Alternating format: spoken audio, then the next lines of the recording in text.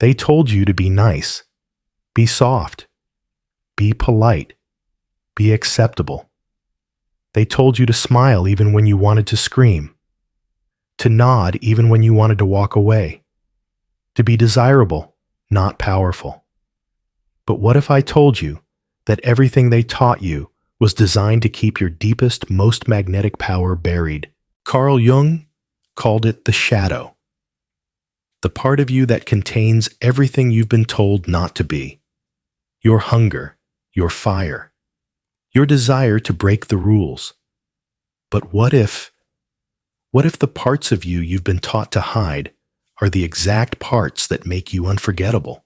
What if the so-called dirty vices you've been warned about are in truth sacred codes of erotic power that no man can resist? This is not a message for little girls trying to be liked. This is for women who have lived, who have burned, who have bled behind closed doors and stayed silent for far too long. Women who are tired of shrinking to be lovable, tired of performing femininity, tired of waiting to be chosen. Because the truth is, this men don't fall for sweetness. They don't stay for perfection. They don't crave obedience.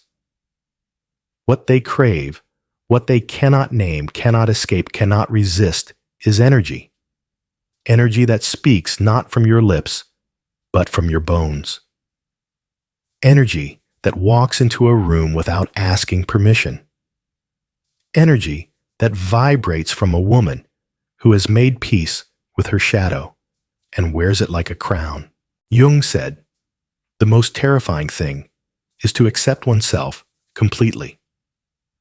But in that terrifying acceptance lies your erotic liberation. In that integration of shadow and light lies your real power, not the power to manipulate, but the power to awaken. Because when you awaken, the untamed feminine within you do not become seductive. You become sacred. And no man, no matter how guarded, can stay asleep in your presence. But there's a catch. This journey is not for everyone. Most women won't take it. Because it requires that you stop performing. It requires that you stop being a good girl. It demands that you dig through the layers of shame, guilt, and self-abandonment and find the gold that patriarchy buried long ago. And when you find it, you'll never have to chase love again. You will become love. You will become the flame.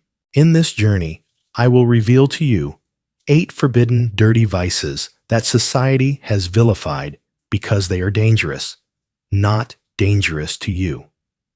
Dangerous to the system that profits from your silence. These vices, when awakened and integrated, do not just make you desirable. They make you unforgettable.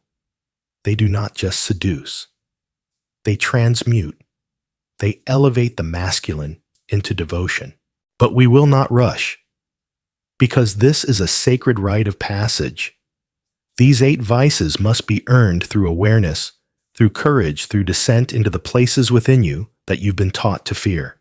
Today, we begin with the first, dirty vice. Chapter 1, bold vulnerability, not softness, not people-pleasing, not emotional collapse disguised as honesty. This is bold vulnerability, the unapologetic expression of truth. The willingness to speak your desire without shame. The courage to say, "This is what I want," and not apologize for the hunger in your voice. It is the terrifying act of showing up in your full erotic truth, not to be approved of, not to be liked, but because the sacred within you demands to be witnessed. Jung once said, "Shame is a soul-eating emotion," and for women, shame has become the default setting of the body. We are taught to be ashamed of our curves, ashamed of our moans, ashamed of our wanting. But bold vulnerability breaks that spell. It is not weakness, it is an act of erotic rebellion. It is the moment you meet a man's gaze and say, "Here I am. I will not perform. I will not beg. I will not dim. I burn. And when you do this, not just in words, but in your energy, something inside him shifts.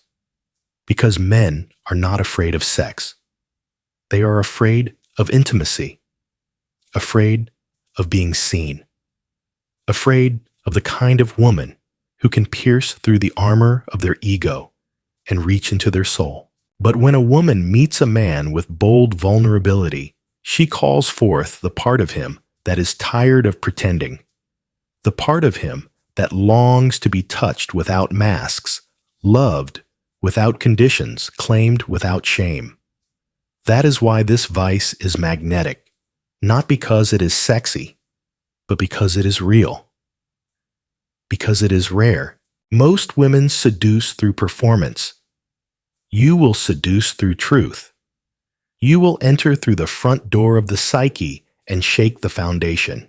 And yet vulnerability is only one piece. There is another vice, just as powerful, yet perhaps even more dangerous. Dirty vice. Shu, sacred selfishness. You were taught to serve, to give, to prioritize his pleasure, his needs, his comfort. And in doing so, you forgot yourself. Sacred selfishness is the rebellion against this forgetting. It is the act of placing yourself, your body, your rhythm, your satisfaction at the center of your erotic universe. This is not arrogance. This is initiation. Because a woman who knows her pleasure is sacred will never settle for crumbs. She becomes the queen of her own temple. She invites a man into it not to please him, but to share with him the abundance she has cultivated within. And he is not diminished by this, he is awakened. Jung understood that individuation, the process of becoming whole, requires the integration of opposites. Sacred selfishness is the integration of the shadowed me-first energy women were taught to suppress. And when that energy is no longer disowned, it becomes radiant. A woman who owns her pleasure does not just turn a man on, she turns him inward, into presence, into service, into worship. But here's the secret. Sacred selfishness is not loud. It is not demanding. It is not cruel. It is quiet and unwavering. It is the soft refusal to abandon yourself ever again. It is the rooted no that says, not this time. I choose me. And from that, know everything else in your life begins to bow. Yes, he might resist at first. He might test you, try to pull you back into your old self-abandoning patterns.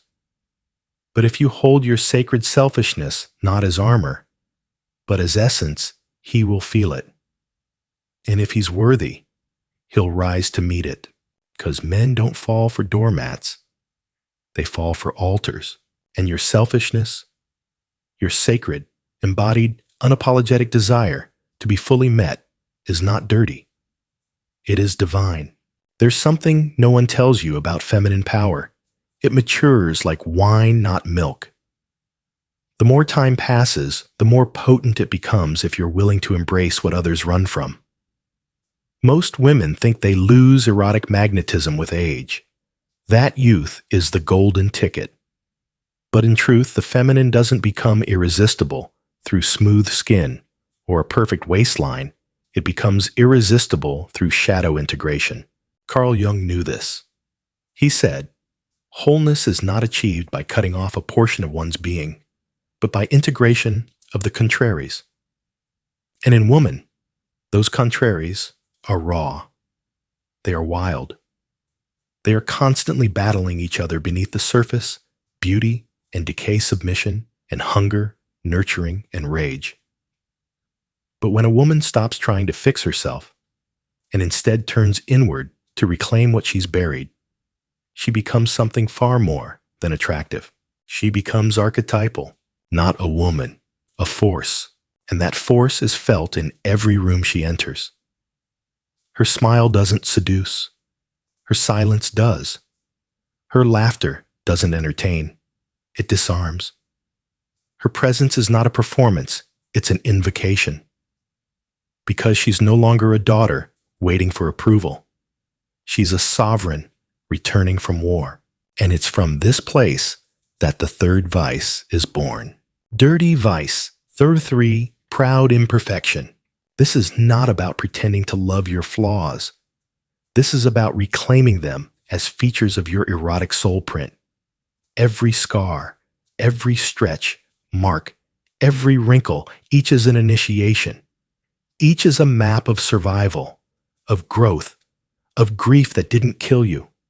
And the moment you stop apologizing for the way life has carved itself into your body, you become dangerous. Not dangerous because you're hard to look at. Dangerous because you can no longer be shamed. And there is nothing more disorienting to a man than a woman who cannot be shamed. Because shame is how the system kept you small. Shame about your age, your voice, your sexuality, your body, your madness, your softness. But proud imperfection spits in the face of all of it. It says, I am not here to be adored. I am here to be real. And real is beautiful beyond your comprehension. Jung's studies of the feminine in indigenous and pre-modern societies revealed something we've lost, that maturity was once revered. That the lines on a woman's face meant she'd crossed thresholds no young girl had ever touched. That a womb that had birthed life or held grief was seen as wholly not ruined. That a woman who'd lived and still chose to open her heart was the most erotic being of all, because she had nothing to prove, nothing to hide, nothing to beg for. She wasn't in the game of seduction. She was the prize men didn't even know they were seeking.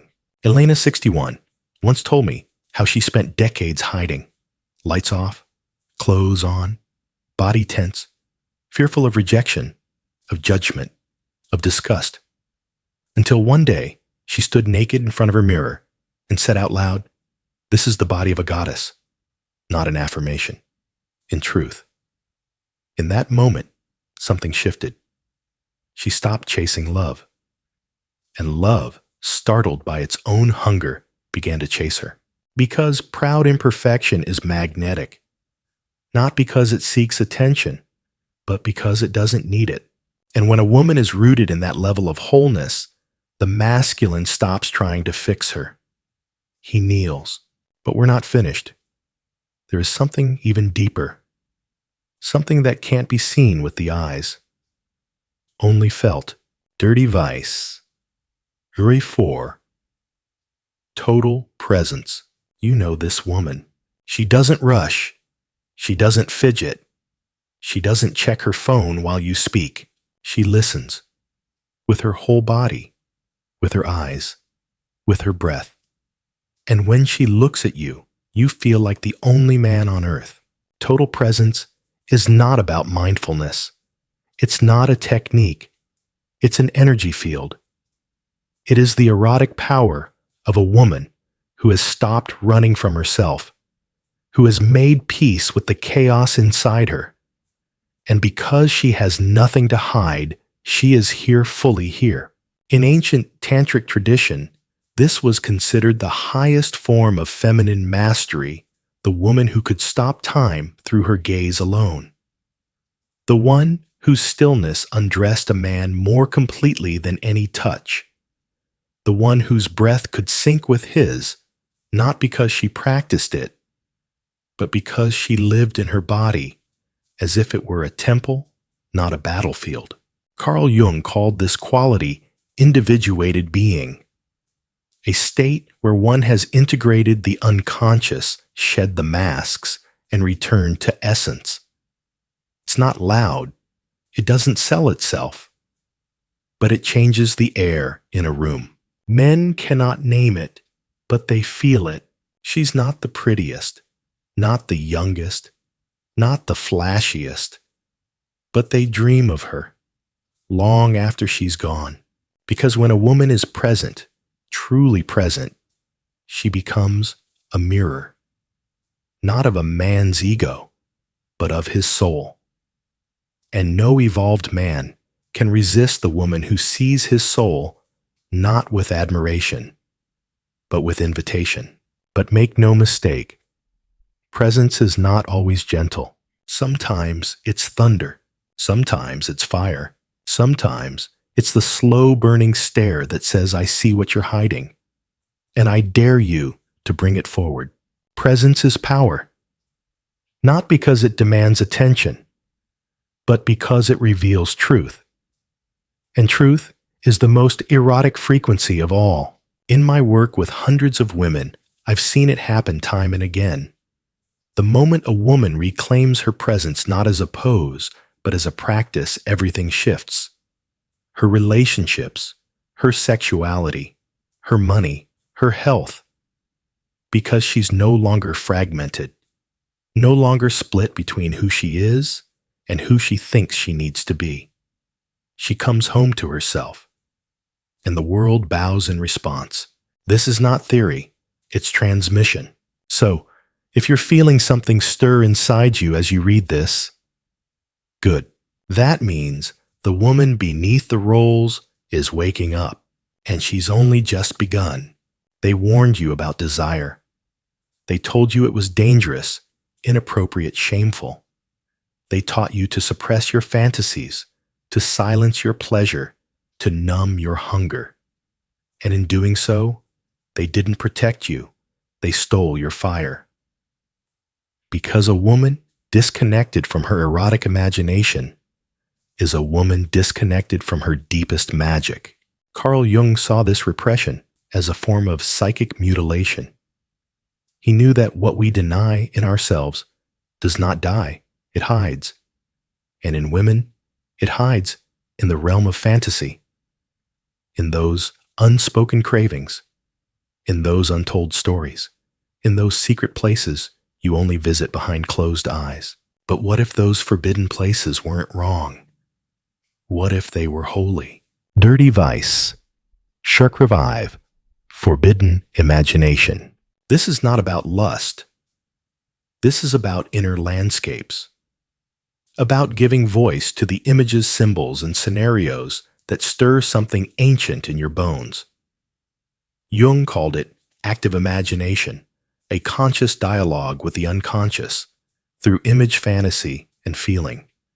And when a woman dares to go there, she doesn't just become more sensual. She becomes a portal. Men feel this. They may not understand it, but they feel it.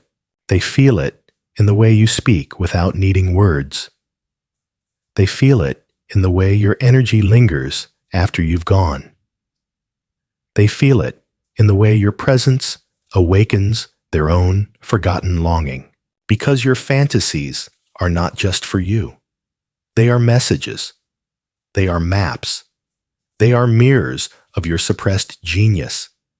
And when you own them, when you write them, speak them, breathe them into being, you awaken a magnetic charge in your field that no evolved man can ignore. I once worked with a woman named Marina. She was 58, devoted wife, kind, loyal, but sexually numb. Not because she was broken, but because she had silenced her imagination for decades. When she began to explore it again, writing down her fantasies, even the ones she thought were too much, something inside her ignited. And when she shared them with her husband, expecting shame, she was met with awe. He wept. He said, I didn't know you were this alive. But she'd always been. She had just been hiding it even from herself. Jung taught that fantasy, when repressed, turns into neurosis. But when honored, it becomes revelation. And when a woman integrates this forbidden vice, when she lets herself imagine, desire, create, she no longer begs for excitement. She becomes it. But imagination is only half the story. There is a deeper vice, one most women don't dare claim, one most religions worked overtime to destroy. And yet, it's the very core of your power. Dirty vice. Chart 6. spiritual power. You've been told that spirituality is about purity, that it means transcendence, light discipline, denial. But real spirituality, embodied feminine spirituality, is messy, wild, sensual, rooted in the hips and the breath and the pulse of your inner drum. Jung studied this in the mystics, the priestesses, the mythic archetypes. He saw that true individuation, true wholeness, could never happen through mind alone. It required descent into the body, into the unconscious, into the erotic. Because your sexual energy is not separate from your soul, it is the language your soul speaks when the mask falls away. And a woman who understands this, she doesn't chase men. She doesn't chase God. She becomes both altar and temple. Spiritual power is not loud. It doesn't preach. It doesn't proselytize. It radiates like a quiet sun, like an inner fire that doesn't flicker with external winds. And men, real men, feel this. They may not say it. They may not understand it, but they recognize something ancient in you. Something that makes them want to kneel, not out of submission, but out of reverence. Because you're no longer just a body, you're a transmission. Jung believed that Eros, the life force, was the bridge between the ego and the divine. And when you stop fragmenting your spiritual self from your erotic self, you don't just become attractive. You become unforgettable. This is why, in ancient traditions, the feminine was the gatekeeper to initiation. Men did not become kings without first passing through the trials of the goddess. And those trials were never about obedience. They were about surrender. Not your surrender, theirs. So when you activate your spiritual power, when you allow your sexual energy to rise up your spine and into your consciousness, you change the very air around you. You don't seduce, you summon. You don't flatter, you bless. You don't entertain, you enlighten. And yes, you can still laugh, still dance, still flirt. But beneath all of it is a current so deep, so ancient, so holy, that the man who touches you never walks away the same. But this next vice, this one is for the brave. It is for the woman who is no longer content with being nice, who is done asking for permission. It is not loud, but it is final. Dirty vice, verse 7, conscious transgression. This is the vice that no one wants you to claim, because it is the vice of choice, of deliberate rule breaking, of saying, I know what they told me and I choose otherwise, not out of rebellion, but out of alignment. This is the moment when you stop trying to please the system that never saw you, when you stop asking if your desire is too much, when you stop wondering whether you're allowed to want what you want. This is the moment you say, I trust myself more than I trust tradition. Jung said, the privilege of a lifetime is to become who you truly are. But that becoming always requires transgression, not chaotic unconscious rebellion, but sacred conscious disruption. A woman who lives by this vice doesn't seek scandal. She doesn't chase controversy. She simply refuses to betray her truth no matter the cost. And that kind of woman is magnetic because she doesn't just say she's free.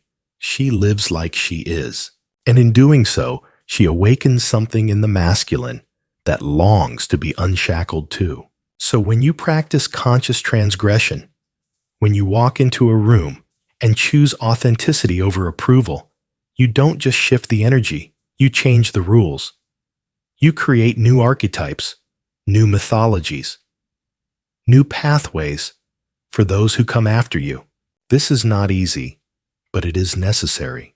Because the world does not need more good girls. It needs initiated women. Women who can hold the fire without burning. Women who can wield desire without shame. Women who are not afraid to be too much because they know their too much is exactly what makes them medicine. You are that woman, and you've only just begun. You've come this far, not because you're curious, but because you're remembering. Something ancient inside you is stirring. Something that was buried beneath decades of politeness, performance, and pretending. A voice you silenced so long ago, you forgot it was yours. But she hasn't forgotten you. She's been waiting, and now she's ready to rise. This is the moment where everything shifts, because the eighth vice is not like the others. It is not something you learn. It is something you unleash. And when you do, the world no longer knows what to do with you. Dirty vice, number 8, the dominion of desire. This is the final turning point. The reclamation of your erotic will. The place where you stop receiving passively and begin commanding energetically. Not with arrogance, not with demand, but with the full force of your unapologetic presence. You are no longer waiting to be chosen. You are the chooser. You are no longer wondering if you're enough. You are the source. You are no longer hoping to be seen. You are the gaze that pierces through illusion. The dominion of desire is not manipulation. It is not conquest. It is not domination in the modern sense. It is ancient, sacred, elemental. It is the magnetic certainty of a woman who knows what she wants not just in bed, but in life, and allows her entire being to move in alignment with that knowing. Carl Jung would say, this is the moment when the anima awakens, the feminine principle in its fully integrated form, not as fantasy, not as symbol, but as lived reality. The woman who carries her own myth in her bones.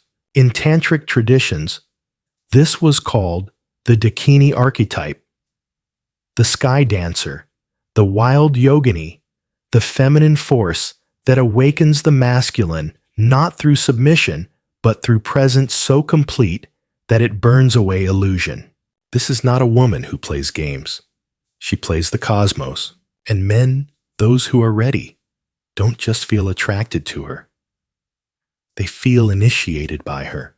She becomes the turning point in their lives, the woman they remember in silence, the one they could never quite explain. Because she wasn't trying to be anything. She was everything. But this level of desire, of clarity, of will, of unapologetic erotic intelligence terrifies the world. Because she can no longer be controlled, not by shame, not by praise, not by fear of being alone. She would rather walk alone in her truth than kneel in a palace built on lies. This is what makes her irresistible. Not because she's convenient, but because she's real. And realness is rare. It's not easy to hold this eighth vice. It takes work.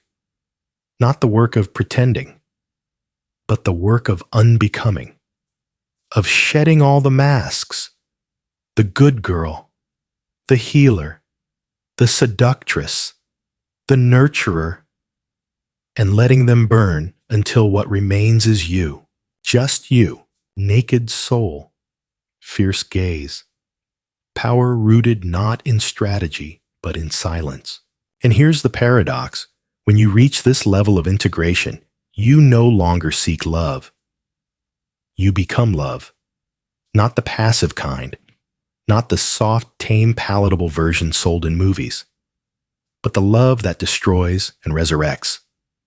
The love that purifies.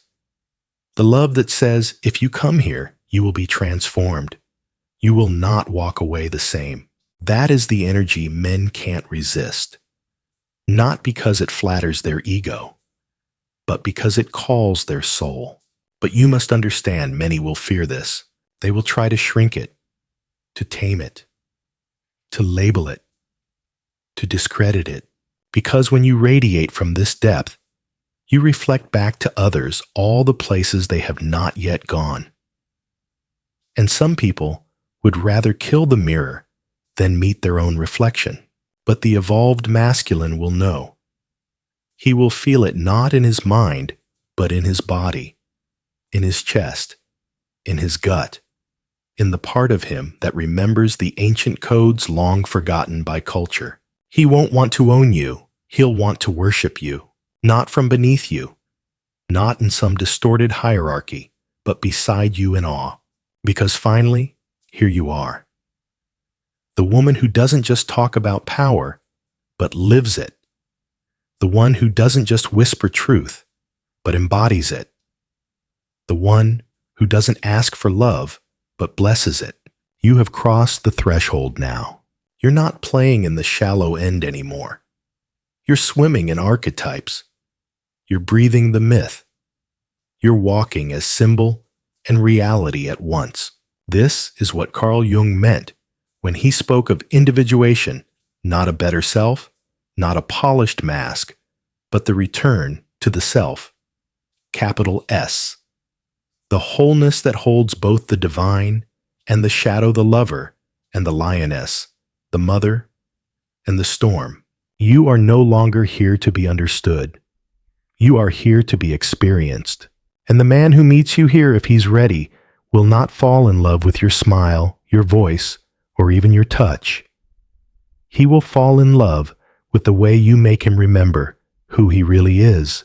Because when a woman stands fully in her erotic soul, she doesn't just become desirable, she becomes destiny. You might be wondering, how is it possible that these 8 so-called vices have such power? How can something that has been ridiculed, repressed, and labeled as shameful become the very source of a woman's most magnetic presence?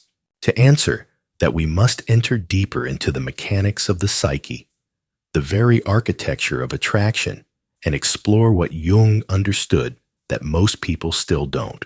The truth is, simple men don't fall in love with beauty. They fall in love with energy. And the energy of a woman who has integrated her shadow, who has awakened her vices into virtues, is unlike anything else on earth. It reaches beyond logic, beyond the visual, beyond the surface. It strikes the unconscious like lightning. This is not about seduction, it is about recognition. When a man meets a woman in her integrated erotic power, his nervous system reacts before his mind catches up. His pupils dilate, his breath shortens, his skin becomes electric, and deep within, something ancient stirs the primal memory of the feminine, not as decoration, not as possession, but as portal. Jung's theory of the anima tells us that every man carries within him an unconscious feminine blueprint shaped by his earliest emotional experiences, especially with his mother. That anima seeks wholeness, seeks reunion. And when a woman embodies one of these sacred vices, she unconsciously activates that blueprint. She becomes not just attractive, she becomes familiar in the most unexplainable magnetic way. A woman's bold vulnerability reminds him of his longing for emotional truth. Her sacred selfishness mirrors his secret desire to surrender control. Her proud imperfection shows him that wholeness is more beautiful than perfection. Her total presence awakens his need to be fully seen. Her forbidden imagination whispers to the wild in him he's never dared explore. Her spiritual power ignites his dormant soul. Her conscious transgression dares him to break free. And her dominion of desire calls him to rise, not as conqueror, but as king. Each vice doesn't just touch him, it transforms him. But here's the secret. Most never understand This transformation is not given. It's initiated. It begins within you. If you are still waiting to be chosen, you cannot embody these energies. If you are still seeking permission, you cannot radiate from the depths. If you are still hoping to be liked, you cannot be fully seen. The integration of these vices is not a performance. It is a practice, a return to your primal intelligence, a dismantling of the false self, and a rebuilding of the true. And this is where the work becomes sacred. You must make a choice. Will you keep playing small, watering down your essence, shrinking your voice, denying your body's wisdom just to remain acceptable? Or will you rise as the version of you that no longer fits the frame? The one who stops apologizing for her pleasure. The one who wears her age like a crown, not a curse. The one who walks into rooms and changes the air without saying a word. Because when you live this way, you do more than attract men. You attract truth. You attract alignment. You attract a life that reflects the power you've reclaimed. Men who are still ruled by ego may fear you. They will call you too much, too loud, too strange. Let them. You are not here to soothe their insecurity. You are here to awaken their truth. And when the right man meets you, he will know. Not because you conform to his fantasies, but because you awaken his soul's memory of what is real. He will see in you not a partner to tame, but a flame to tend. Not a prize to win, but a priestess to honor. But for him to find you, you must first find yourself. Not the self you've been performing, the self you've been suppressing, the erotic self, the sovereign self, the self that holds her body, her pleasure, her desire, and her darkness with the same reverence as her light. This is not just about relationships. This is about liberation. Because when you reclaim these 8 vices as sacred powers, you are not just changing how men see you. You are changing how you see yourself. And that is the most irresistible energy in the universe. This is where the journey comes full circle. Because now you understand what makes you irresistible isn't how you look, what you say, or how well you fit into the mold of what a woman is supposed to be. No. What makes you irresistible is that you no longer fit. You've outgrown the script. You've stepped out of the pattern. And you've become what Carl Jung knew was the most dangerous force in the world. A woman who has made peace with herself, not just the parts she was praised for, but the parts she was punished for. Not just the beauty that gained her attention, but the raw, wild power that once got her shamed. She took those vices, those forbidden instincts, and didn't just tolerate them. She brought them home. She studied them. She wore them. And in doing so, she transmuted shame into magnetism, pain into power, longing into radiance. This is the woman men don't forget, because she never tried to be remembered. She simply existed fully. When Carl Jung spoke of individuation, he wasn't talking about becoming a better version of who the world told you to be. He was speaking about the sacred rebellion, the inner revolution, the burning of every false identity that kept you safe but small. You see, the woman who has awakened her 8 dirty vices doesn't chase love. She evokes it, not through manipulation, not through seduction, but through frequency. She doesn't demand loyalty. She inspires it. She doesn't need attention. She is attention, because wherever she goes, presence follows. And this changes everything, because the man who is truly ready won't be drawn to her beauty alone. He'll be drawn to her depth, to her mystery, to the silent sacred storm that moves behind her eyes.